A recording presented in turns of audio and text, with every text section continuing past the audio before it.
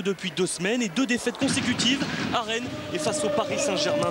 Réaction donc impérative ce soir à Lorient. Les Lorientais que l'on retrouve les premiers en action. Ballon pour Feindouno, la bonne frappe de Pascal Feindouno. Première frappe cadrée de cette rencontre. Yvon Pouliquin qui en plus de Feindouno a donc décidé de rappeler les 7 autres titulaires laissés au repos face à Paris en Coupe de France. Histoire de conserver la bonne dynamique qui amène cette équipe depuis quelques semaines. Avec Feindouno de nouveau en appui avec Saïd et coup de sifflet de Monsieur Picchirello et coup franc en faveur des Lorientais pour cette faute sur Feindouno pour tirer le coup franc d'Archeville. Frappe lourde de Jean-Claude d'Archeville, mais une frappe qui fuit le cadre de Nicolas Pento. Tout ça se passe dans le premier quart d'heure et les Lorientais qui semblent éprouver des difficultés pour se montrer véritablement dangereux.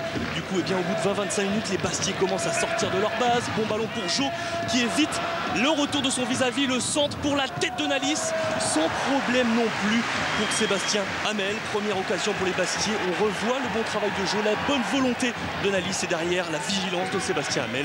La première réponse bastiaise, les Lorientais réagissent aussitôt. Coup franc de Seydou Keita et l'arrêt de Nicolas Pento. L'envie, l'allant sont bien présents, mais les Lorientais n'arrivent toujours pas à s'appuyer sur leur atout offensif, notamment la vitesse de Darcheville, de quoi laisser les Bastiais bien regroupés en profiter. 35e minute, corner, la tête de Nalis et la barre transversale. Ensuite le ballon qui échappe à Tony Vérel. La plus grosse occasion de cette première mi-temps, mais toujours 0-0. Il faut tout de même rappeler que Lorient reste sur 4 victoires, toutes compétitions confondues au Moustoir, sans le moindre but encaissé. Scénario donc pour l'instant prévisible de retour des vestiaires. Ce sont les Bastiais que l'on retrouve avec ballon pour Prince. La frappe qui frôle le montant de Sébastien Hamel. En tout cas les Bastiais avec beaucoup plus de conviction, de justesse dans le dernier geste, ce qui leur manquait un petit peu lors des dernières rencontres. Confirmation à l'heure de jeu avec de nouveau Vérel à l'origine, ballon pour Jeune-Champ, puis pour Prince qui cherche une position et la bonne sortie de Sébastien Hamel. Bonne nouvelle, très bonne opportunité pour les Bastiais, mais cela ne rentre toujours pas avec la bonne sortie ici de Sébastien Hamel.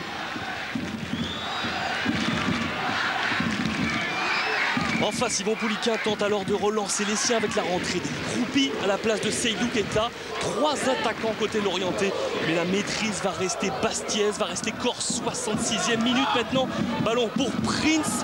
La frappe de Prince, la barre transversale, le ballon qui revient sur Tony Vérel, la tête et de nouveau la barre transversale qui vient sauver Sébastien Hamel et Lorient. Tony Vérel peut se tenir à la tête. On s'est tué tout seul, avait confié Robert Nouzaré après la défaite à Rennes il y a 15 jours. L'entraîneur corse qui avait eu la dent dure envers son groupe. Cette fois, les Bastiais à l'image de Vérel semblent enfin en mesure de ramener un bon point de Lorient. Surtout que derrière, les Bretons, eux, ne vont toujours pas trouver la bonne solution offensive pour contrecarrer la performance bastiaise. Attention tout de même à ce ballon qui va naviguer jusqu'à Pascal Feindouno.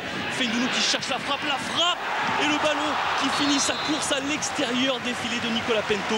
Un ballon dévié au passage par un défenseur bastiais. Bastia tient et a tenu puisqu'on en restera là 0-0.